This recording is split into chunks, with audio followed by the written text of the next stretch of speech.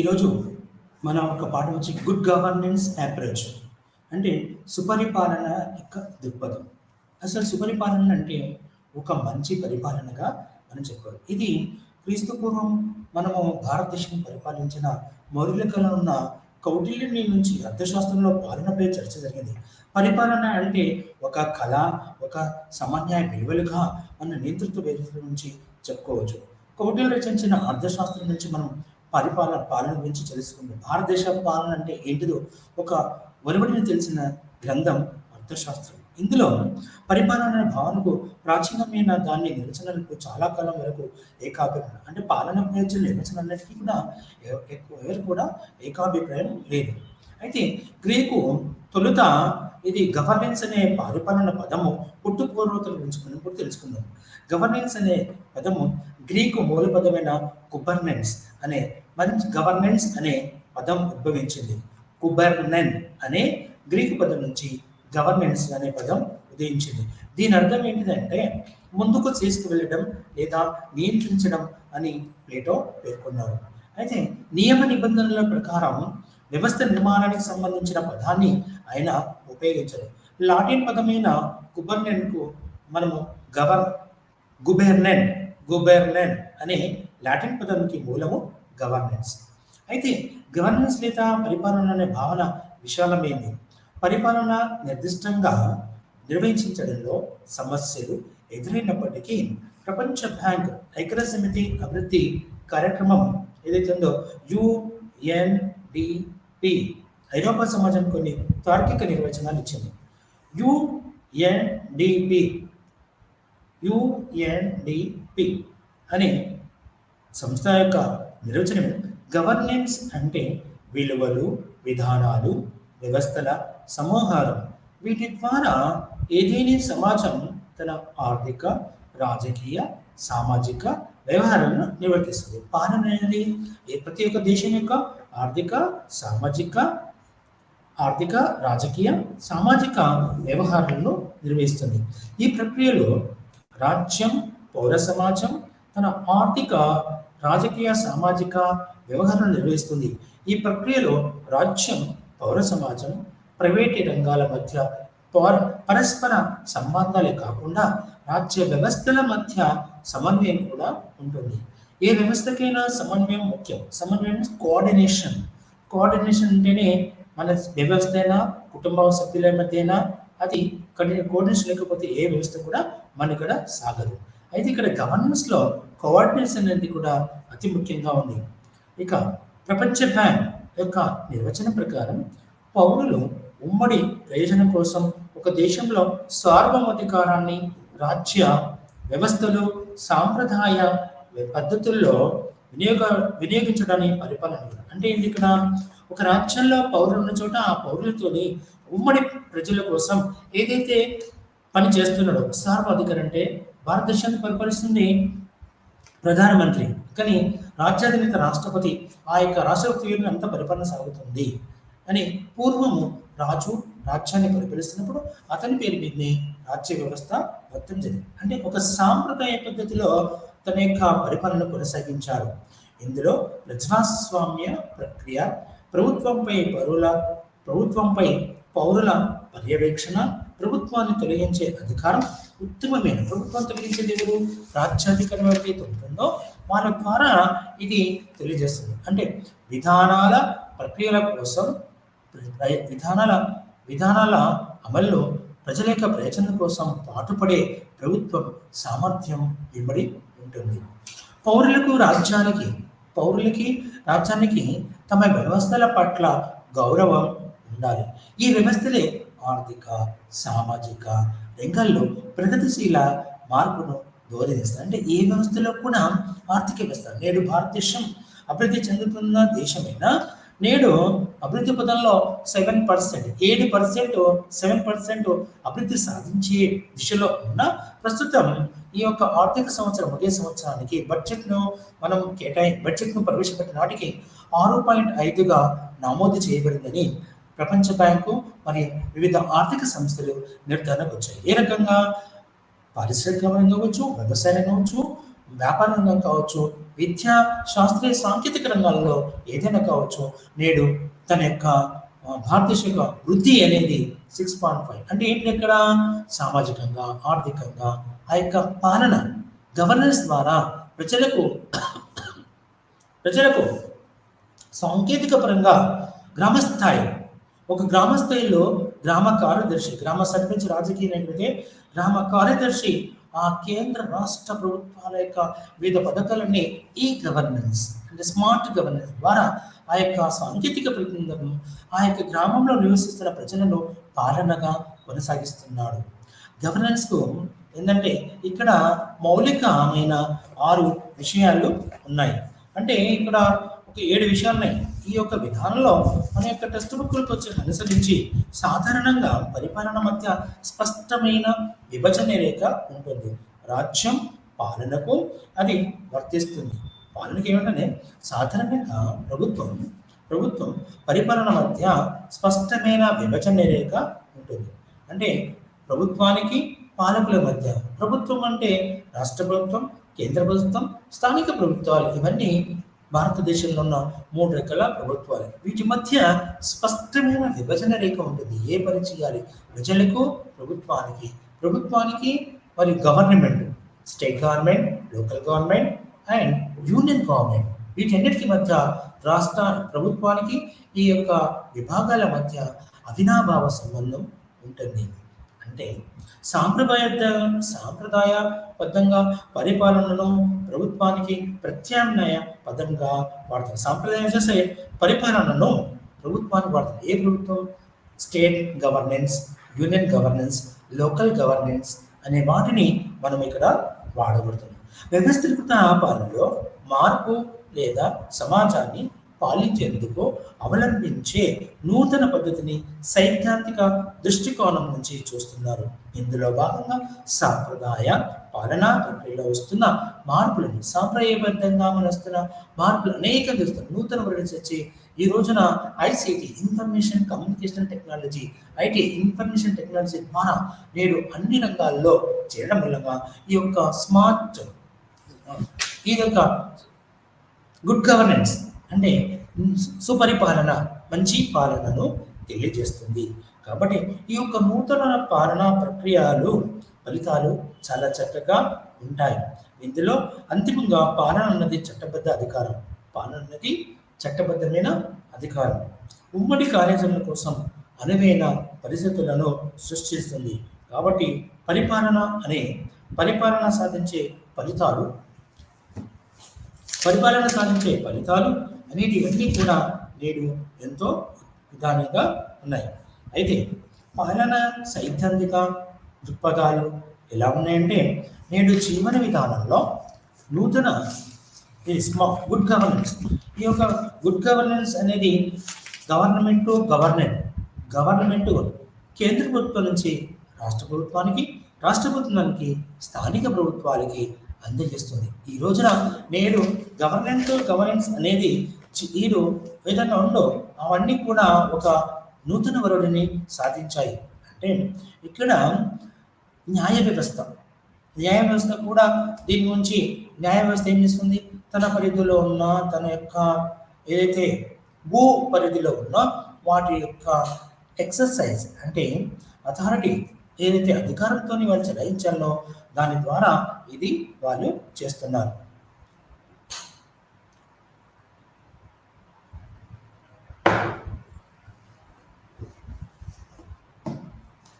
అయితే గవర్నమెంట్ అనేది అంటే కేంద్ర ప్రభుత్వం నుంచి రాష్ట్ర ప్రభుత్వానికి, రాష్ట్ర ప్రభుత్వం నుంచి స్థానిక ప్రభుత్వాలకి దాని మధ్య ఉన్న సంబంధాలను తెలియజేస్తుంది. కాబట్టి ఈరోజు జీవన విధానంలో ప్రతి ఒక్క దేశం కూడా తన యొక్క కార్యకలాపాలన్నీ ద్వారా గుడ్ గవర్నెన్స్ సుపరిపాలన ద్వారానే చేస్తుంది. సాంకేతిక పరంగా నేడు పాలనలో ఎంతో నూతన వరివడిని కొనసాగిస్తున్నారు. కాబట్టి నేడు పాలన మనం తీసుకొస్తున్నప్పుడు పరిపాలన గుడ్ గవర్నెన్స్ యొక్క విధానంలో గుడ్ గవర్నెన్స్ అంటే ఎక్కడి నుంచి ఎక్కడ ప్రతి ఒక్క సేవా విధానాలన్నీ కూడా ప్రతి ఒక్క సేవా విధానాలు కూడా అన్నీ కూడా నేడు మనము ఎన్నో రకాలుగా తెలియజేస్తున్నాం. అంటే ఈ గవర్నెన్సే కేంద్ర ప్రభుత్వం యొక్క విధానాలు, కేంద్ర ప్రభుత్వం యొక్క కార్యక్రమాలు, వాటి యొక్క సంక్షేమ కార్యక్రమాలన్నీ కూడా రాష్ట్రాలకు బదిలీ చేస్తుంది. అంటే కేంద్ర ప్రభుత్వం రాష్ట్ర ప్రభుత్వాలకి బదిలీ చేసి ఆ ప్రభుత్వాల ద్వారా నేడు మళ్ళీ స్థానిక ప్రభుత్వాలు జిల్లా స్థాయిలో ఉండే జిల్లా ప్రభుత్వాలతో జిల్లా విధానంలో కూడా ఇది మనకు తెలియజేస్తుంది. అంటే గవర్నమెంట్ ఇది ఏ రకంగా వాళ్ళు చేయగలుగుతున్నారో ఆ విధానంతో నేడు భారతదేశంలో కావచ్చు, వివిధ దేశాల్లో కూడా కావచ్చు, ప్రభుత్వాల నుంచి ఇతర ప్రభుత్వాలకి అనే విధానం నుంచి చెప్తున్నారు. ఈ విధానంలో మనకి ఏం తెలుస్తుందంటే ప్రజలు వాటి యొక్క ప్రాముఖ్యత, వాటి యొక్క అభివృద్ధి, దాని యొక్క విధానాల గురించి తెలియజేయబడుతున్నాయి. కాబట్టి ఈ యొక్క విధానంలో అంటే గవర్నమెంట్ అనేది అంటే ప్రభుత్వం అనేది ఇక్కడ రాజకీయాలు, రాష్ట్ర యొక్క పద్ధతులు, ఆర్థిక వ్యవస్థ ఎంతో బాగా చెందింది. ఇక్కడ పబ్లిక్ మేనేజ్మెంట్ అంటే ప్రభుత్వ నిర్వహణ గురించి చెప్తున్నప్పుడు ప్రభుత్వం నుండి సూట్ యొక్క సరిహద్దుల్లో తన యొక్క సరిహద్దులతో పాటు ఆ యొక్క పాలనను నిర్వహిస్తుంది. అంటే దీనికి పాలనలో వాటిలో ఏర్పడిన స్పర్ధలను దూరం చేయడానికి వాటికి సరైన ప్రోత్సాహాన్ని అందించి ఆ ప్రోత్సాహం ద్వారా పాలనను కొనసాగిస్తారు. అంటే కొంతమంది ఏం చేస్తారంటే అధికారాన్ని కలిగి ఉండి ఆ అధికారాన్ని దేశ వ్యవస్థలో ఉపయోగించి భారతదేశంలో అయితే పార్లమెంటు, న్యాయ వ్యవస్థ, బ్యూరోక్రసీ, పార్లమెంటు చట్టాలను తయారిస్తుంది. ఆ చట్టాల అమలు ద్వారా కూడా ఈ యొక్క గుడ్ గవర్నెన్స్, సుపరిపాలన ద్వారా ప్రజలకు కావలసిన వివిధ సమాచారాన్ని అందిస్తుంది.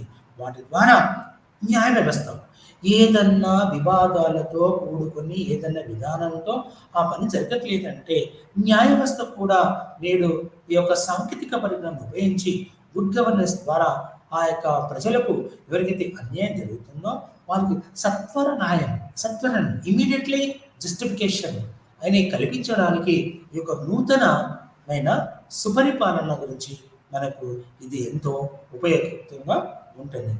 అయితే నేడు ప్రైవేట్ రంగాల కార్యక్రమం నియంత్రించడం మరియు మొదలైనవన్నీ కూడా విస్తృత స్థాయిలో ప్రభుత్వంగా ఉన్నాయి. ఈ ప్రభుత్వం దగ్గర కూడా సమాచారం ఉంది. అంటే రోడ్డులో వెళ్తుండే వాడికి ఏదో నంబర్స్ వస్తుంది, అక్కడ ఫోన్ చేయలేని పరిస్థితి. కానీ ఇక్కడ ఈ యొక్క గుడ్ గవర్నెన్స్ ద్వారా ఇమ్మీడియట్గా తన యొక్క కావాల్సిన సమాచారాన్ని పొందొచ్చు లేదా ఇవ్వచ్చు. ఎవరైతే ఆశ్రయితులు ఉన్నారో వాళ్ళకి మనం ఇవ్వచ్చు. అయితే ఇక్కడ ప్రభుత్వాలు క్రమబద్ధంగా ప్రణాళికరణ ద్వారా అవలంబిస్తాయి. ఫలితాలను సాధించడానికి వ్యవస్థలన్నీ కూడా ఒక క్రమబద్ధమైన ప్రణాళికను అనుసరించి ఆ యొక్క లక్ష్యాలను నెరవేర్చడానికి పూనుకుంటాయి. అంటే నేడు మీ సేవ మరియు వస్తువులు మరియు సేవల పంపిణీకి ప్రత్యామ్నాయ మార్గాలను వెతికి ఆ ప్రత్యక్ష సేవలను అందించడానికి ఇది ఎంతో కృషి చేస్తుంది. 2008 ఇక్కడ మనకు వచ్చేసరికి ఏమిటంటే మార్కెట్లో కూడా సుపరిపాలన యొక్క ప్రభావం చాలా పడుతుంది. అయితే మార్కెట్లో ప్రజల యొక్క గురుత్వాకర్షణ శక్తి తెలుస్తుంది. అంటే మరియు ప్రజల్లో సంకల్పం మరియు గురుత్వాకర్షణ సమర్థవంతమైన మరియు చక్కటి సేవలు, తప్పనిసరైన సేవలను ప్రోత్సహిస్తున్న సమర్థవంతంగా ఈ యొక్క సుపరిపాలనను మనము గమనించవచ్చు. అయితే నేడు ఈ యొక్క సుపరిపాలనలో నేడు జీవన విధానంలో ప్రజలు వాటి యొక్క రూపాలని తెలియజేసుకుంటున్నారు. అయితే ఇంకో విషయం చెప్పాలంటే యాజమాన్యంలో వృధా వ్యవస్థను చూపించకుండా వాటిని చక్కటి మార్గదర్శకత్వంలో ఒక చక్కటి ప్లానిక ద్వారా ఆ వ్యవస్థ యొక్క అనుబంధాన్ని ఈ యొక్క గుడ్ గవర్నెన్స్ ద్వారా మనము నిర్వహించడానికి ఆస్కారం కలిగి. అయితే ఈ యొక్క విధానంలో ప్రభుత్వ పాలనలో ఏం జరుగుతుందంటే ఇది ఒక సందర్భంలో రతన్ సింగ్, తరుణ్ భారత్ సింగ్ భరత్ సంఘ్ అనే Rajasthan won the prestigious Magsaysay award అనేది ఉంటుంది. ఎవరికి? తరుణ్ భారత్ సంఘ్ అనే వ్యక్తికి రాజస్థాన్లో ఒక prestigious Magsaysay Raman Magsaysay award వచ్చింది 2001. అంటే రాజేందర్ సింగ్ తరుణ్ ఏం చేశాడు? తన యొక్క విధానంలో ప్రజలకు కావాల్సిన విధానాలను ఈ యొక్క గుడ్ గవర్నెన్స్, స్మార్ట్ గవర్నెన్స్ ద్వారా దీనిని ఎంతో చక్కగా ఉపయోగించి చెప్పబడుతుంది. ఈ యొక్క విధానంలో అంటే ప్రజల యొక్క విధానాలు, ప్రభుత్వ యొక్క విధానాలు, పబ్లిక్ అడ్మినిస్ట్రేషన్లో దీన్ని ఒక పాలనగా అనుకరించి దీన్ని ఒక సంస్థ ఎలాంటిదంటే ఇటులో ప్రభుత్వం నుంచి డామినేటెడ్ చేయబడింది. అంటే ఒక విధానం నుంచి ఇంకో విధానానికి మార్పు చేయబడింది.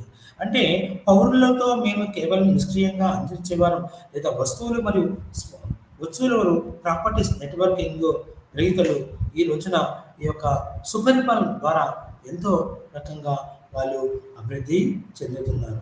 అయితే ఈ రోజుల్లో ప్రతి ఒక్క వ్యక్తి స్వాతంత్రాన్ని కోరుకుంటాడు, ఎలాంటి ఇబ్బందులు లేకుండా కోరుకుంటాడు. కాబట్టి ప్రస్తుత పాలనలో గుడ్ గవర్నెన్స్ వివిధ విభాగాల్లో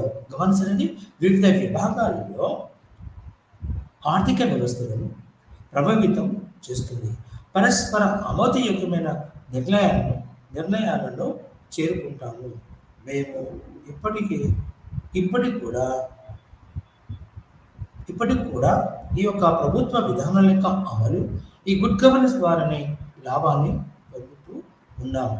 అయితే గవర్నెన్స్ కాన్సెప్ట్ ఫీచర్స్, అయితే గవర్నెన్స్ యొక్క భావన, దాని యొక్క లక్షణాల గురించి మీకు నేను ఇప్పుడు తెలియజేస్తాను. అయితే ఇక్కడ గవర్నెన్స్ యొక్క భావన, దాని యొక్క లక్షణాలు మనకు పాఠం నుంచి 15.3లో ఇప్పుడు ఎక్స్ప్లెయిన్ చేస్తున్నాను. అయితే ఈ యొక్క ప్రభుత్వ కార్యకలాపాలలో గురించి మనము తెలియజేసుకుంటున్నప్పుడు ఈ యొక్క పాలన అనేది ప్రతి ఒక్క జీవన విధానంలో మనకు తెలియజేస్తుంది. వాటి యొక్క రూపం ఏంది, వాటి యొక్క జీవన విధానం ఏంది అనేది నూతన ప్రభుత్వ విధానం నుంచి తెచ్చుకున్నప్పుడు ఈ యొక్క కాన్సెప్ట్ అనేది మనకు భావన ఏది, సుపరిపాలన అనేది మనకు ఒక ఆధారంగా పనిచేసుకొని ఈ సుపరిపాలనను ఎప్పుడైతే సాంకేతిక పరంగా వాటిని ఉపయోగించి వాటిని అనుభవిస్తున్నామో వాటి ద్వారా ఈ యొక్క సుపరిపాలన ఎక్కడ చేస్తుంది? సివిల్ సొసైటీ, పౌర సమాజం అంటారు. దీన్ని ఏమంటారు? సివిల్ సొసైటీని పౌర సమాజం ఏం కోరుకుంటుంది? ఉదాహరణకి తెలంగాణ, ఆంధ్ర రాష్ట్రంలో మీ సేవ ద్వారా ఈ యొక్క సుపరిపాలన గురించి తెలుస్తుంది. సత్వర పనులు నిర్వహించడము, సత్వరమైన కార్యక్రమాల నిర్వహణ, ఇవన్నీ సివిల్ సొసైటీకి ఈ యొక్క నూతన ఏదైతే ఉందో సుపరిపాలన ద్వారా వాటి యొక్క కార్యక్రమాలు అనేది చేస్తుంది. అంటే గవర్నమెంట్ ఏదైతే ఉందో అది అనేది ఇలా ప్రతి ఒక్క గవర్నమెంట్ ద్వారా వాటి యొక్క నియమాలు, ఆ గవర్నమెంట్ యొక్క నియమాలు, వాటి యొక్క రూపురేఖలు, వాటి యొక్క కార్యక్రమాలన్నీ కూడా ఈ సుపరిపాలన ద్వారా, ఈ యొక్క గుడ్ గవర్నెన్స్ అనే దృక్పథం ద్వారా నడుస్తుందని చెప్పబడుతుంది. కావున నేడు ప్రతి ఒక్క దేశం కూడా ఈ యొక్క అయితే ఈ యొక్క విధానంలో భారతదేశంలో కాకుండా వివిధ ప్రపంచ దేశాలన్నీ కూడా ఇవన్నీ ఉపయోగిస్తాయి. గవర్నెన్స్ అనేది ప్రజల అభివృద్ధికి ప్రాముఖ్యత ఇస్తుంది. ప్రజల అభివృద్ధికి ప్రాముఖ్యతనిచ్చి ఇది ఉత్తమమైన పాలన అందిస్తుంది ప్రజలకు. ఎలాంటి దీంట్లో మనం చెప్పుకోవాల్సిందంటే పారదర్శకత, అంటే ట్రాన్స్పరెన్సీ, అకౌంటబిలిటీ, జవాబుదారీతనం, ఈ రెండు విషయాలు కూడా ఈ యొక్క గవర్నెన్స్ ఏదైతుందో గుడ్ గవర్నెన్స్లో చాలా ప్రముఖ పాత్ర వహిస్తున్నాయి. అయితే governance concept and futures, governance అనే భావన, దాని యొక్క లక్షణాల గురించి మనము ఇప్పుడు తెలుసుకుందాం. అంటే ఎలాంటి లక్షణాలు? దేశంలో ప్రతి ఒక్క దేశం కూడా సత్వర అభివృద్ధిని సాధించాలి. ప్రతి ఒక్క వ్యక్తి ఎప్పుడైతే సత్వరం ఉంటాడో, ఉన్నదే తడుగా ప్రజలు అనుకున్న దాటి తొందరగా పని కావాలని ఆలోచిస్తారు. ఉన్న దాంట్లోనే తొందర పని కావాలని ఆలోచిస్తారు. కాబట్టి ఇక్కడ గుడ్ గవర్నెన్స్లో గుడ్ గవర్నెన్స్లో తమ జీవన విధానంలో ప్రజలు వాటి యొక్క రూపురేఖలు దాని యొక్క లక్షణాల గురించి ఇప్పుడు మీకు నేను వివరిస్తాను. అయితే ఇప్పటి వరకు దీంట్లో నేను మీకు చెప్పాను కదా, ముందుగానే మీకు దీని ఎట్లా ఉంది, ఇది ఎక్కడి నుంచి వచ్చింది. గవర్నెన్స్ అనేది ఒక గ్రీక్ పదం. ఇది 1970వ దశకంలో మీకు వచ్చింది. ఇక్కడ ఏమంటారంటే బ్యాంక్ మనం నిర్వచనం ప్రకారం పబ్లిక్ సెక్టార్ మేనేజ్ ప్రభుత్వ రంగ సంస్థల యొక్క నిర్వహణ అనే జవాబుదారీతనము, ట్రాన్స్పరెన్సీ అనేది ట్రాన్స్పరెన్సీ అండ్ ఇన్ఫర్మేషన్ యాక్సెసిబిలిటీ ప్రతి ఒక్క వ్యవస్థలో జరిగే పని మొత్తం కరెక్ట్గా అకౌంటబిలిటీ జవాబుదారీతనం జరగాలి. ఎప్పుడు చేస్తున్నారు, ఎలా వచ్చింది, ఎవరు సాయం చేస్తున్నారు, ఏ రకంగా చేసింది అన్నీ కూడా గవర్నెన్స్ ద్వారానే చేపడతారు. అదంతా కంప్యూటర్లో నివృత్తి చేసి ఆ యొక్క కంప్యూటర్ ద్వారా ప్రజల వద్దకు సమాచారం తెలియజేస్తుంది. అంటే ఏమంటుందంటే legal framework of the development. Legal అంటే చట్టబద్ధమైన అభివృద్ధి. లీగల్ ఫ్రేమ్వర్క్ చట్టబద్ధం ప్రకారము ఆ యొక్క అభివృద్ధిని సాధించడంగా మనము చెప్పబడుతున్నాము. ఇక ఇక ట్రాన్స్పరెన్సీ అండ్ ఇన్ఫర్మేషన్ యాక్సెసిబిలిటీ అంటే ఏ వ్యవస్థ కూడా పారదర్శకత వహించడం, కుల మత వర్ణ లింగ భేదాలు లేకుండా ఏ అధికారి కూడా తొలగకుండా అది ట్రాన్స్పరెన్సీగా ఉండి ఆ యొక్క పనిని నిర్వహించడానికి ఇది పనిచేస్తుంది. గవర్నెన్స్ అనేది మొత్తము 3 పిల్లర్ల మీద ఉంటుంది. ఒకటి కాన్స్టిట్యూషన్, రెండోది ఎగ్జిక్యూటివ్, మూడోది లెజిస్లేచర్. కాన్స్టిట్యూషన్ అనేది ఆ రాజ్యాంగం ఉంటుంది. ఆ రాజ్యాంగం అనుసరించి భారత రాజ్యాంగాన్ని అనుసరించి భారత రాజ్యాంగం ఎలాంటి మార్పులు చేయకుండా ఉన్నట్టుగా అక్కడ ఏ నిర్ణయాల ప్రకారం అయితే పని జరుగుతుందో ఆ వ్యవస్థ గురించి సరైన సమాచారం ఇచ్చి ఆ సమాచారం అనుసరించి పని చేయబడుతుంది. అయితే ఈ 4 విషయాలు ఏవైతే ఉన్నాయో పబ్లిక్ సెక్టార్ మేనేజ్మెంట్ అంటే ప్రభుత్వ రంగ సంస్థల యొక్క నిర్వహణ, అకౌంటబిలిటీ అంటే జవాబుదారీతనం, legal frame work for development అంటే చట్టబద్ధమైన ఒక విధానాన్ని అమలు చేసి దానిని అభివృద్ధి పథంలో నడిపించవచ్చు. ట్రాన్స్పరెన్సీ అండ్ ఇన్ఫర్మేషన్ యాక్సెసిబిలిటీ అంటే పారదర్శకత మరియు సమాచార యొక్క ప్రసారాలు వాటి ద్వారా ఆ యొక్క వ్యవస్థ నడవాలని చెప్తున్నాం. ఇందులో 3 ముఖ్యమైనవి ఏంటిది? రాజ్యాంగము మరియు కార్యాలయ శాఖ,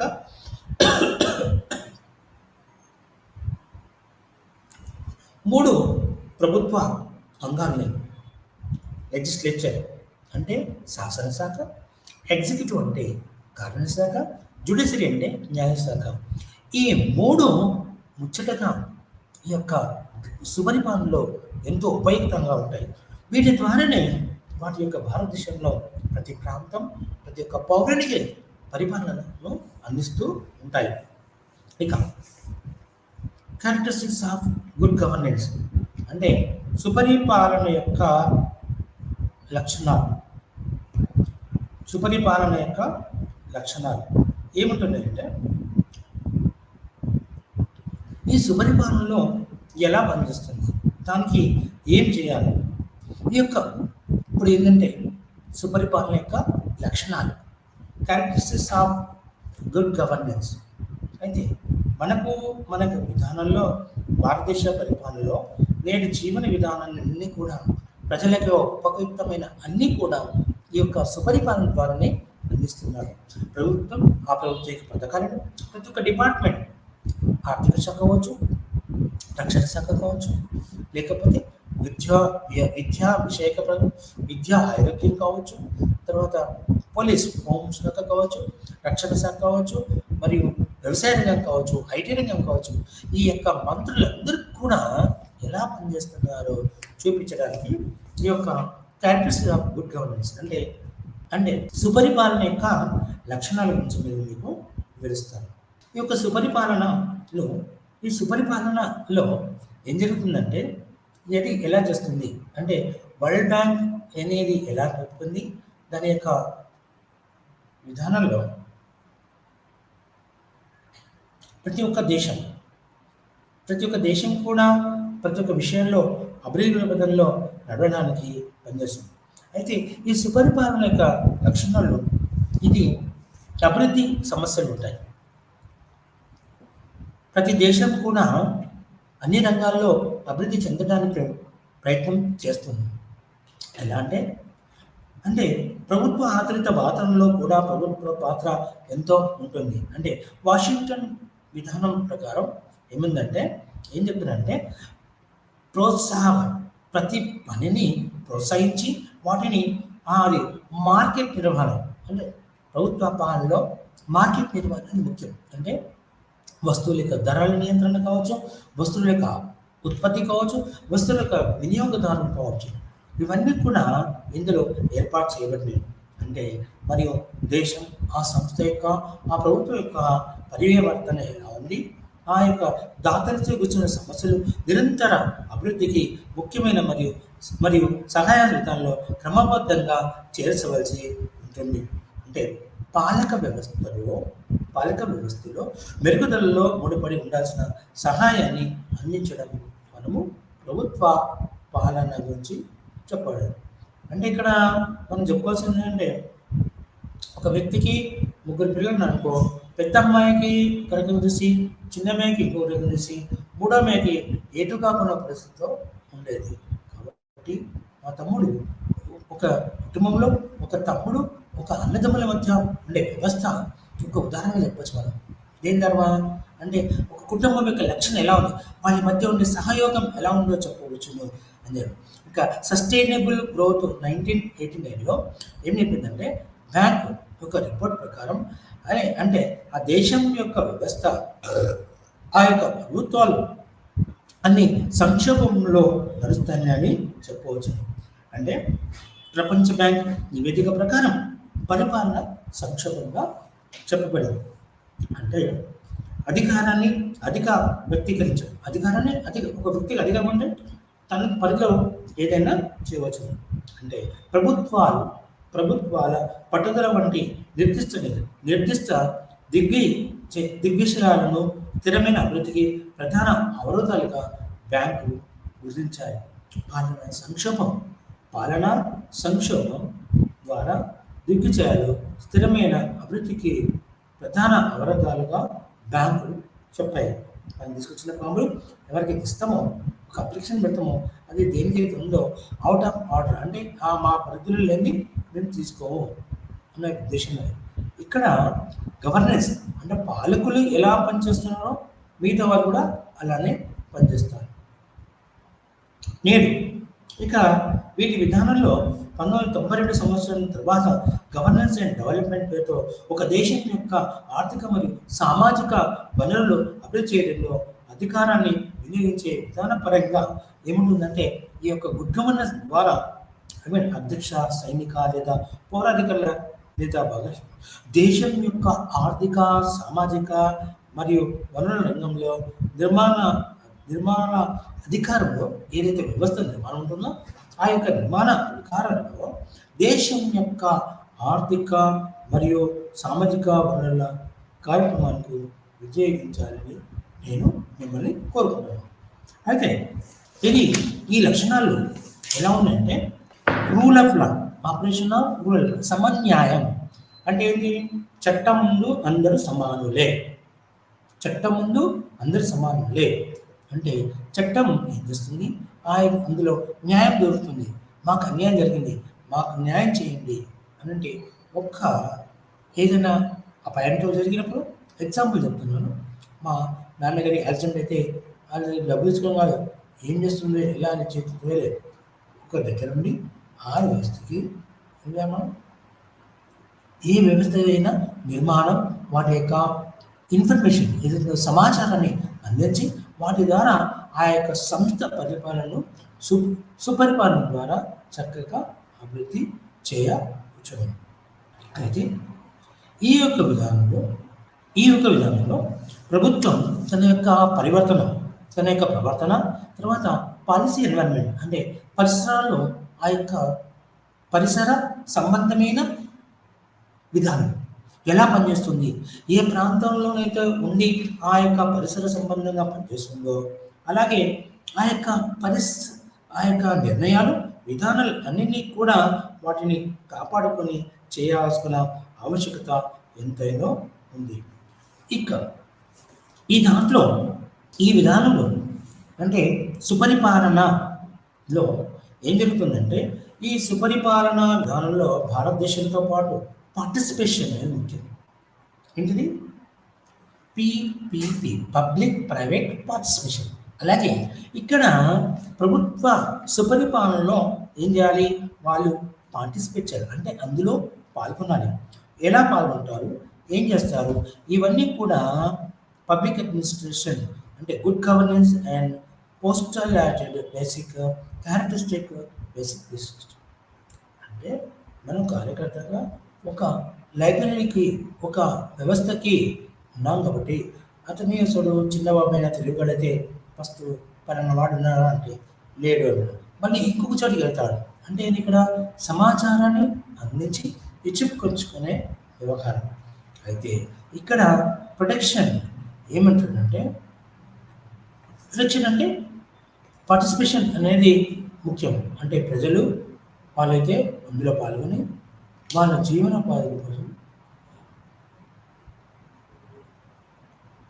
అయితే ఇక్కడ ఇక పార్టిసిపేషన్ అనే దాంట్లో గుడ్ గవర్నెన్స్ అంటే ఈ యొక్క సుపరిపాలన అనేది ఒక చక్కటి లక్షణం.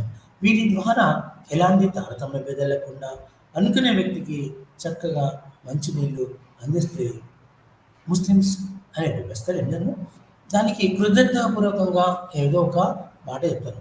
కాబట్టి ఈ రోజుల్లో ప్రతి కంపెనీ కూడా అతనికి ఏదైతే అవసరమో వాళ్ళని చెప్పి గుడ్ గుడ్ గవర్నెన్స్ ద్వారా వాళ్ళకి అందుతున్న వివిధ రకాలైన అంటే ఇక్కడ ఉన్నతాధికారుల యొక్క బట్టలు కుట్టుకోవడము, లేదంటే వాటికి టెలికాట్ వేస్ట్లు ఇవ్వడము, లేకపోతే వాటికి కావాల్సిన సదుపాయాలన్నీ కూడా ఈ యొక్క విధానం ద్వారా పార్టిసిపేషన్ ద్వారా మనము అన్నీ సాధించవచ్చును. ఇక రూల్ ఆఫ్ లా మొదలు ఏం చెప్పాను? ప్రొటెక్షన్, పార్టిసిపేషన్ అంటే అందులో పాల్గొనడం. రూల్ ఆఫ్ లా అంటే దాని యొక్క విధానంలో ఏదైతే ఉందో అది పనిచేస్తుంది. అయితే రూల్ ఆఫ్ లా అంటే చట్టం ముందు అందరూ సమానమే. ఈ యొక్క గుడ్ గవర్నెన్స్లో మనం ఏం చేస్తుందంటే సుపరిపాలన అంటే ప్రజలకు ఏదైతే అందిస్తున్నామో వాటికి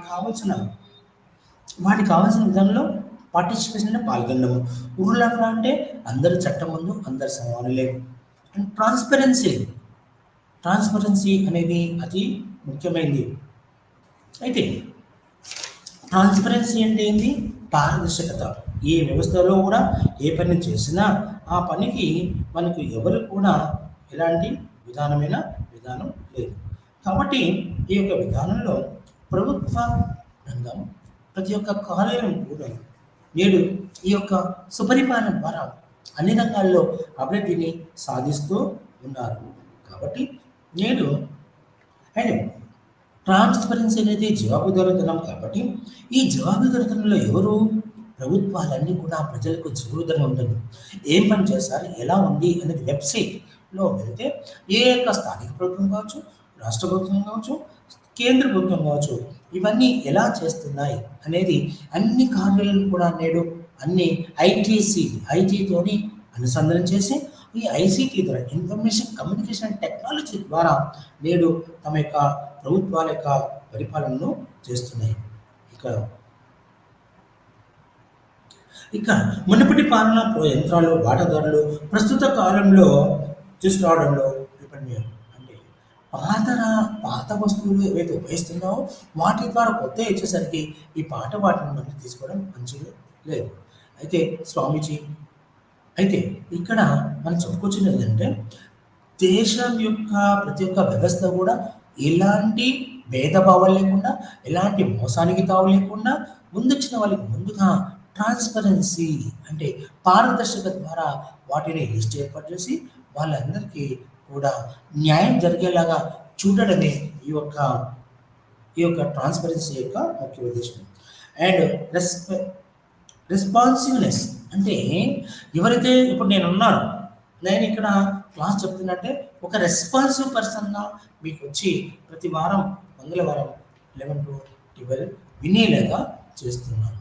అంటే నా యొక్క కలుషాల్లో నేను చెప్పలేకపోయినా అన్న ఏదో ఒక రకంగా నువ్వు కూడా రా అన్న అంటే ఊరికి వెళ్తే నేను ఎవరినో తెలియదు, వాళ్ళు నాకు సహాయ సహకారాలు అందించారు. ఏ రకంగా?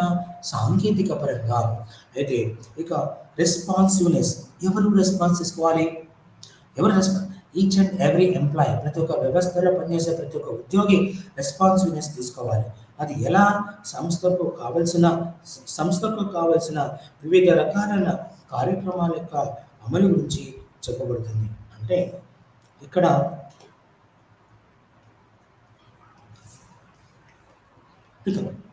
ఈక్విటీ, రెస్పెక్టివ్నెస్, తర్వాత ఈక్విటీ అంటే సమభావం. ఆ సంస్థ యొక్క కావలసిన వివిధ వాటిని కూడా సమభావం, అందరికీ సమానంగా, కుల మత వర్ణ లింగ భేదం లేకుండా, not discriminative in the society, not discriminate in the country. So ఇది చాలా ఉపయోగపడుతుంది. కాబట్టి ఈ జీవన విధానంలో ఎఫెక్టివ్నెస్ అండ్ ఎఫిషియన్సీ అంటే ఇక్కడ ఉన్నతమైనది దాని యొక్క కార్యసాధకత, దాని యొక్క ఉన్నతమైనది కూడా దీని విధానంలో మనకు తెలియజేయబడుతుంది.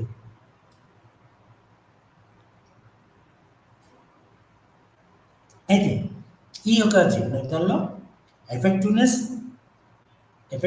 అండ్ ఎఫిషియన్సీ, కార్యసాధకత, కార్యసిద్ధిని ఇందులో తెలియజేస్తారు. ఇందులో ఏమిటంటే పని చేసే ప్రతి ఒక్క వ్యక్తులకు ఈ యొక్క విధానంలో చక్కటి అవగాహన కుదురుతుంది. పారదర్శకత అనేది, ఈక్విటీ అనేది ఒక సామాజిక శ్రేయస్సును కోరుకుంటారు. ఈక్విటీ అనేది సమత, ఈక్విటీ అనేది సమానత్వం. ఇందులో ప్రధాన కార్యక్రమాన్ని మినహాయించకుండా ప్రతి ఒక్కరు కూడా ఈ యొక్క సమానత్వం సాధించి అందరూ కలిసికట్టుగా సంస్థ యొక్క లక్ష్యం నెరవేర్చడానికి చూస్తారు. ఇక ఈ యొక్క విధానంలో సామాజిక ఎఫెక్టివ్నెస్ అండ్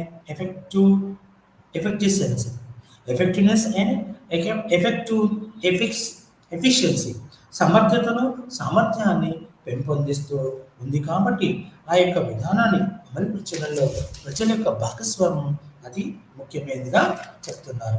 ఇక అకౌంటబిలిటీ అండ్ ప్రిడియాక్టబిలిటీ అంటే ఏదైనా వ్యక్తికి తన యొక్క వస్తువులు పనిచేస్తున్నా ఆ సంస్థలో పని ముగియగానే తనకు ఇంకొక పని వస్తుంది కాబట్టి ఆ పని చేయడానికి ముందుకు వస్తాడు. కాబట్టి నేడు ఇక UNDP ఇది ఏమంటుందంటే 1997 సంవత్సరంలో 1900 అయితే ఇక బ్రిటిషర్లో అందరూ అది ఉన్నట్టుగానే తన యొక్క కష్టాన్ని, తన యొక్క పనిని నిరూపించాల్సి వస్తుంది.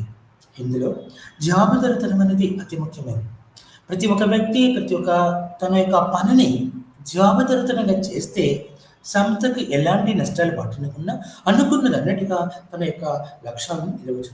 ఇందులో రాజకీయ నాయకులు, ప్రభుత్వేతర సంస్థలు మరియు వారి యొక్క కార్యకలాపాలను సంబంధించిన వాటిని కూడా అందరూ కూడా అన్ని సంస్థలు ఇవి కూడా జవాబుదారీతనం కలిగి ఉండాలి. ఇప్పుడు నేను ఈ జవాబుదారీతనం ఈరోజు ఒక పాఠాన్ని పూర్తి చేస్తున్నాను. అదే ఈ యొక్క 15వ పాఠం. ఈ యొక్క 15వ పాఠంలో సుపరిపాలన అనేది కూడా నేను చెప్తున్నాను. అయితే ఇక్కడ సేవాధారిత, పార్టిసిపేటరీ నేచర్ అంటే దాంట్లో ప్రయోగిత ఉండాలి. రెస్పాన్సివ్ టు పీపుల్ అంటే ప్రజలకు వాళ్ళకి ఒక బాధ్యత కలిగి ఉండాలి. తర్వాత అందులో ఉన్న గవర్నెన్స్లో అంటే సుపరిపాలనలో ఉన్న వివిధ పద్ధతులను అనుసరించడం, తర్వాత వాటి యొక్క రూల్ ఆఫ్ లా అంటే సమన్యాయం అనేది అందరికీ అందుబాటులో ఉండేలాగా తీసుకురావాలి. అలాగే ఈ యొక్క స్థిరత్వం, మనిషి ప్రతి దాంట్లో కూడా స్థిరత్వం ఉండాలి. ఇప్పుడు ఇది పనిచేసి అక్కడ వెళ్ళడానికి లేదు. సుపరిపాలన యొక్క ఇవన్నీ కూడా లక్ష్యాలు. పరిపాలన యొక్క ప్రభావం మరియు సామర్థ్యాన్ని పెంపొందించడానికి ఏమేంటంటే సర్వీస్ ఓరియంటెడ్. ప్రతి ఒక్క వ్యక్తి కూడా తను సేవా దృక్పథంతో ఉండాలి. ఇది యాక్సెప్టబుల్ పీపుల్. ప్రతి ఒక్క అందరూ ఒప్పుకోరు, కొందరు మాత్రమే ఒప్పుకుంటారు. కొందరు మాకు మంచి ఆమ్దాని ఉంది, మాకు డబ్బులు వస్తాయి, మేము తినిపోవచ్చాము అని అనుకుంటారు. కానీ ఆ యొక్క పని అనేది చెప్పడం మొదలు పెడితే నేడు ఈ యొక్క జీవన విధానంలో యాక్సెప్టబిలిటీ పీపుల్ అంటే వాటిని స్వీకరించగలగాలి. ఆ తర్వాత వాటి ఉన్న దాంట్లో ఆ యొక్క వాటిని ఉన్నత స్థాయికి తీసుకెళ్ళగలగాలి అనే 1990లో అకౌంటేబుల్ అంటే జవాబుదారితనం వచ్చింది. ఇక సిటిజన్ ఎంగేజ్మెంట్, ప్రజలను వాళ్ళని ఎప్పటికప్పుడు ఏదో ఒక రకంగా వాళ్ళని పనిలో పెట్టి పని యొక్క స్వభావాన్ని చూడగొనాలి. అయితే equity, fair produce of the purpose. ఇక్కడ అయితే బోవేర్డ్ అండ్ లాఫ్లర్ 2000 సంవత్సరంలో 10 క్యారెక్టర్స్ చెప్పాడు. 10 గుడ్ గవర్నెన్స్ అంటే సుపరిపాలన కోసం 10 విషయాల గురించి ఆయన చెప్పాడు. అవేందో ఇప్పుడు మీకు నేను వివరిస్తాను. ఒకటి వచ్చేసి సిటిజన్స్ ఎంగేజ్మెంట్, ప్రజలను తమ యొక్క పాలనలో ఒక విధానంతో ఎలాంటి ఇబ్బంది లేకుండా తీసుకెళ్తారు. మరి ట్రాన్స్పరెన్సీ అంటే పారదర్శకత. ఈ యొక్క పారదర్శకత అనేది ఎలాంటి తేడా లేకుండా అంటే బంధుప్రీతి మతమనో కులమనో ఎలాంటి తేడా లేకుండా అందరికీ ఒకేలాగా చెప్పాలి. అకౌంటబిలిటీ, జాగ్రత్త చేసిన ప్రతి ఒక్క పనిని కింది స్థాయి నుంచి ఉన్నత స్థాయి వరకు ఆ యొక్క పనిని వాళ్ళు తెలియజెప్పాలి. అయితే విలువ ఆధారిత ఉన్నతమైన స్థాయికి ఏంటంటే మొదటి వచ్చేసి ప్రజలను వాళ్ళని ఏదో రకంగా పనిచేయడం. రెండోది వచ్చేసి పారదర్శకత. మూడోది వచ్చేసి అకౌంటబిలిటీ అంటే ఏంటిది, జవాబుదారితనం. ఇంకో కొన్నిసార్లు ఎట్లా ఉంటుందంటే అందరికీ సమానంగా ఎలా ఉంటుందంటే మనిషి కులము మతము భేదభావం లేకుండా the equality agenda of the social inclusiveness అంటే సామాజిక అభివృద్ధిని సాధించడం అంటే విలువలు ఉన్నత స్థాయిలో ఎదించడం. తర్వాత 7th ఎబిలిటీ కంప్యూటర్ అంటే ఉన్నతమైన విధానాన్ని గ్లోబల్ ప్రాపంచిక స్థాయిలో ఉన్న వాతావరణాన్ని ఏర్పాటు చేయడం అంటే ఉన్నత స్థాయిలో దాన్ని అభివృద్ధి పదంలో చేయడం. అంటే చివరిగా వచ్చేసి respect the rule of law అంటే చట్టాన్ని తయారేస్తే ఆ చట్టం ముందు అందరు సమానులే, ఆ యొక్క విధానాన్ని ఇది అమలుపరచడానికి కోరుకున్నారని చెప్తుంది. అయితే ఈ ఒక విధానంలో బియాండ్ గుడ్ గవర్నెన్స్ అంటే సుపరిపాలన కంటే ఉన్నతమైనది ఏదో చెప్పడానికి చూపిస్తున్నారు.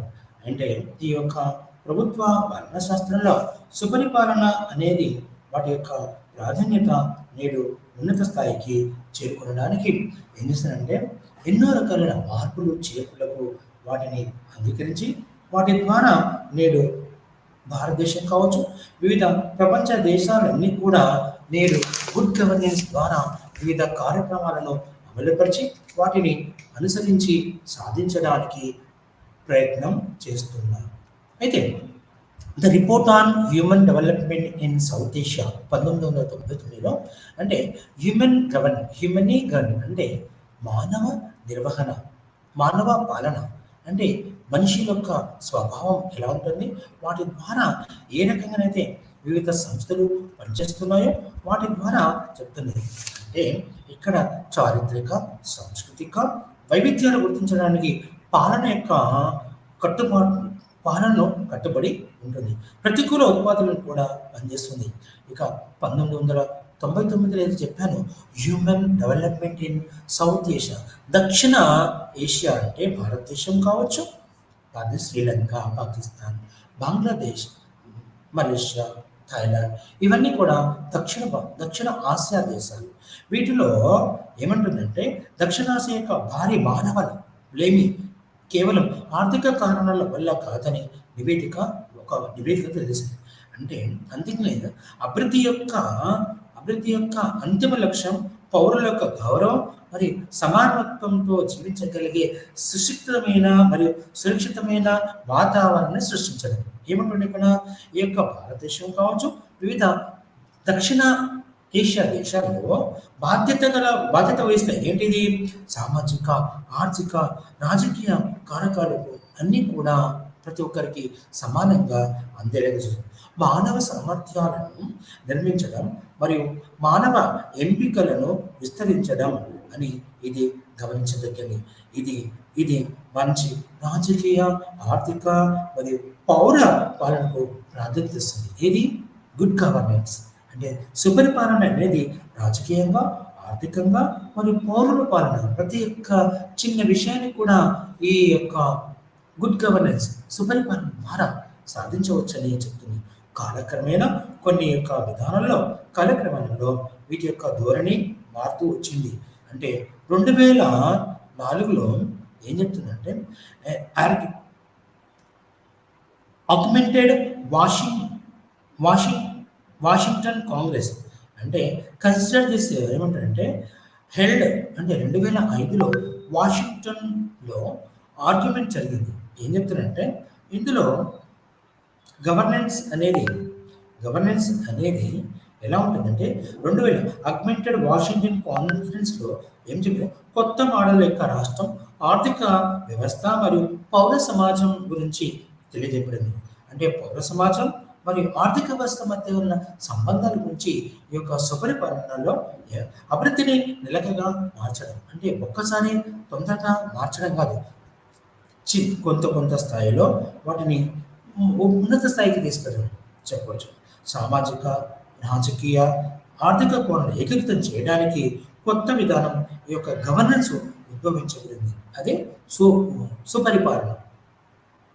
అయితే పారదర్శకత, జవాబుదారీతనం మరియు ప్రజాస్వామ్య మరియు మరియు భాగస్వామ్యం అనేది ఇది కూడా ఇవన్నీ కూడా ప్రజల అంటే పారదర్శకత, జవాబుదారీతనము మరియు ప్రజాస్వామ్యం ఇవన్నీ కూడా ప్రజా విధాన రూపకల్పన మరియు అమలు యొక్క మొత్తం యొక్క అధికార విధులు వీటి మీదనే కలిగి ఉంటుంది. అయితే సుపరిపాలన సమస్యలు మరియు సవాలు. సుపరిపాలన యొక్క సమస్యలు ఏంటిది? వాటి యొక్క సవాలు. Strengthening in the institute of governance అంటే దీని యొక్క వ్యవస్థ ఎలా పనిచేస్తుంది, ఆ యొక్క వ్యవస్థలో ఉన్న విధానాలు ఏంటిది, ఇవన్నీ ఈ వ్యవస్థలోని విధానాలన్నీ కూడా ఒకచోట ఏకీకృతం చేసి అవన్నీ కూడా ప్రజలకి సులువైన మార్గంలో ప్రజలకు కావాల్సిన కేంద్ర రాష్ట్ర ప్రభుత్వాల యొక్క అభివృద్ధి పథకాలన్నీ కూడా వీటి ద్వారానే చేయబడుతుంది.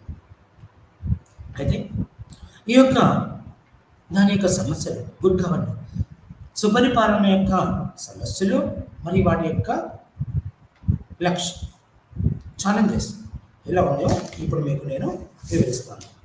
అయితే సుపరిపాలన యొక్క సమస్యలు వాటి యొక్క ఛాలెంజెస్ గురించి మీకు నేను వివరిస్తాను.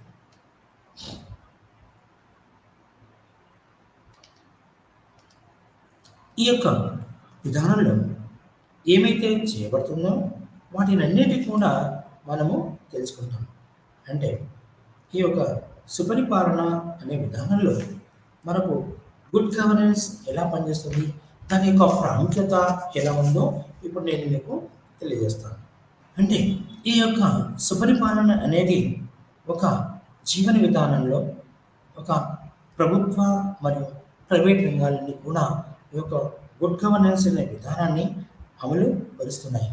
కాబట్టి ఇందులో ప్రజల యొక్క ప్రక్రియ మరియు పెద్ద పని, చిన్న పని కాకుండా బహుళ విధానంలో ఈ యొక్క సుపరిపాలనకు సంబంధించిన ముఖ్యమైన సమస్యలను బలోపేతం భారతదేశంలో సుప్రీం అథారిటీ. భారతదేశంలో పార్లమెంట్ అనేది సుప్రీం అథారిటీ. భారతదేశంలో ఉన్న ప్రజలందరికీ కూడా చట్టాలను తయారేసి ప్రజల యొక్క అభివృద్ధిలో నడవడానికి ఇది ఎంతగానో కృషి చేస్తుంది. అయితే ఈ యొక్క సుపరిపాలన గురించి మనం చెప్తున్నప్పుడు ఈ సుపరిపాలనలో improve the functions of the civil service and bureaucracy. భారతదేశంలో ఉన్న ప్రపంచ దేశంలో ఉన్న వీటిలో ఏంటంటే సివిల్ సర్వీసెస్ అంటే ఐఏఎస్ ఐపీఎస్ అనే ఏంటంటే ఉద్యోగ స్వామ్యం, ఉన్నత స్థాయిలో ఉన్న ఈ యొక్క ఉద్యోగ స్వామ్యం కూడా భారతదేశంలో ఉన్న వీటి యొక్క పనితనాన్ని తెలియజేస్తుంది. నేడు ఈ యొక్క విధానంలో ప్రజలు మరియు వాటి యొక్క ఉన్నత స్థాయి విధానాన్ని ఎలా చేయాలని అంటే మంచి సివిల్ సర్వీసెస్ మరియు బ్యూరోక్రసీ పాలసీని అమలుపరుస్తాయి. అంటే చట్టాలు చేసిన ప్రజాప్రతినిధులు మరియు మంత్రుల ద్వారా ఉన్న విధానాన్ని ఒక ఐఏఎస్, ఐపీఎస్ అంటారు. Indian administrative service, Indian police service and ఉద్యోగ స్వామ్యం. బ్యూరోక్రసీ అంటే ఉద్యోగ ఇవన్నీ ఈ యొక్క గవర్నెన్స్ అంటే పాలన నుంచి సుపరిపాలన యొక్క అమలు కానీ వాటి యొక్క ఉపయోగం కానీ ఈ యొక్క ఉద్యోగ స్వామ్య వ్యవస్థలో ఐపీఎస్ మరియు ఐఏఎస్ అధికారులు దీంట్లో స్వతంత్ర మరియు అనుబంధ న్యాయస్థానం ఏర్పాటు చేయడంలో పౌరులకు భరోసా ఇవ్వడం. అంటే ఎవరికైనా ఏదైనా అన్యాయం జరిగితే ఇది నీకు ఎలాంటి హాని జరగకుండా నీకు అభివృద్ధి జరుగుతుంది అని చెప్పడానికి చెప్తుంది. ప్రభుత్వం ఏం చేస్తుందంటే ప్రైవేట్ రంగాన్ని జవాబుదారీగా చేయడం, ప్రజలకు సేవలు అందించడంలో ప్రైవేట్ సంస్థలు కూడా వాటిని జవాబుదారీ చేయడం కుదురుతుంది. సుపరిపాలన రాజకీయ, ఆర్థిక మరియు పౌర రంగాల్లోని అనేక కీలక అంశాలపై దృష్టి పెట్టాల్సిన ఆవశ్యకత. అంటే అనేక కీలక అంటే నిరుద్యోగం, విద్య, వైజ్ఞానం, వైద్యం ఇవన్నీ కూడా ప్రజలకు నిత్యావసర సరుకులు వీటి మీద ప్రభుత్వాలు తమ యొక్క ఫోకస్ చేయాల్సి ఉంటుంది, వాటి మీద ధ్యాస పెట్టాల్సి ఉంటుంది. అప్పుడు ఏమైతుందంటే ప్రజలకు జవాబుదారీ చేయడం, ప్రజలు కూడా అందులో పాల్గొని వాళ్ళు కూడా ప్రజలు జవాబుదారీగా ఉండడం. విద్యా అవగాహన మరియు శిక్షణ ప్రవర్తన ఏదైతే తెలియకపోతే వాళ్ళు చక్కటి వాళ్ళ ప్రవర్తన మార్చుకొని ప్రతి ఒక్క పనిలో కూడా వాళ్ళు శిక్షకులుగా ఉండాలని తెలియజేస్తుంది. ఆర్థిక పాలనకు ప్రాముఖ్యత ఇవ్వాల్సిన అవసరం ఉంది.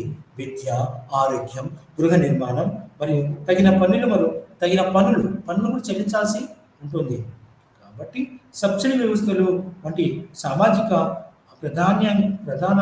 ప్రాధాన్యత చెందిన విధానాలను కూడా మనము చెప్పవచ్చు.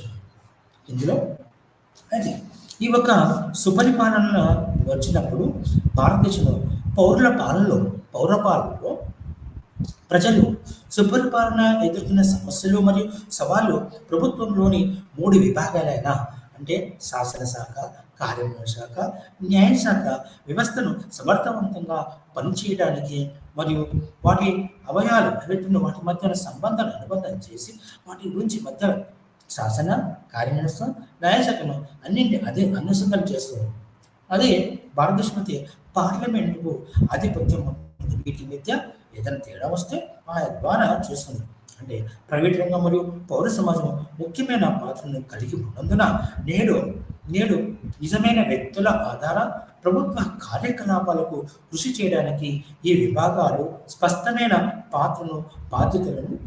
బాధ్యతలను అప్పగించాల్సిన అవసరం ఉంది. అయితే పాలన అనేది ఒక నమూనా మరియు బహుళ వాటాదారులు, సంస్థలు మరియు వాటి మధ్య పరస్పర సంబంధం ఉంటుంది. ఆర్థిక, సామాజిక, రాజకీయ, ఆర్థిక మరియు పౌర పాలన వివాదాస్పద మరియు విభిన్న ప్రయోజనాలు కల్పించే నిరంతర ప్రక్రియ. అయితే ఈ ప్రక్రియ అనేది సహకార చర్యలను ప్రోత్సహించడం జరుగుతుంది. అంటే అధికారికంగా ప్రోత్సహించే అన్ని కార్యకలాపాల నుంచి విధాన రూపకల్పన అనేది సమర్థవంతమైన జవాబుదారీతనము మరియు పారదర్శకతో ప్రక్రియను సజావుగా చేయడంపై ఇది ఆధారపడి ఉంటుందని చెప్పబడుతుంది. తెలుగులో చక్కగా మళ్ళొకసారి ఈ యొక్క 3 ముఖ్యమైన కొన్ని విషయాల్ని అయితే ఇక్కడ ఏంటంటే తిరిగి మీకు చెప్తున్నాను. ఏంటంటే ఇది గుడ్ గవర్నెన్స్లోని ఒక 7 ముఖ్యమైన విషయాలు మీకు తెలియజేస్తాను. 1 ప్రజల వాణి జవాబుదారీతనము, రాజకీయం సుస్థిరత, హింసారహిత సమాజం, ఎక్కడ కూడా ఎలాంటి గొడవలు లేకుండా చూడడం. అయితే ఆ తర్వాత ప్రభుత్వం యొక్క కార్యసాధ్యత అంటే గవర్నమెంట్ ఎఫిషియన్సీ. అయితే నియంత్రణ నాణ్యత, రెగ్యులేటరీ క్వాంటిటీ, సమన్వయం, ఈక్వల్ జస్టిస్, అవినీతి నియంత్రణ, కంట్రోల్ ఆఫ్ కరప్షన్, ఇవన్నీ కూడా వీటి ద్వారానే ఈ సూత్రాల ద్వారానే సుపరిపాలన కొనసాగుతుందని నేను మీకు వివరిస్తున్నాను. చివరిగా వీటి యొక్క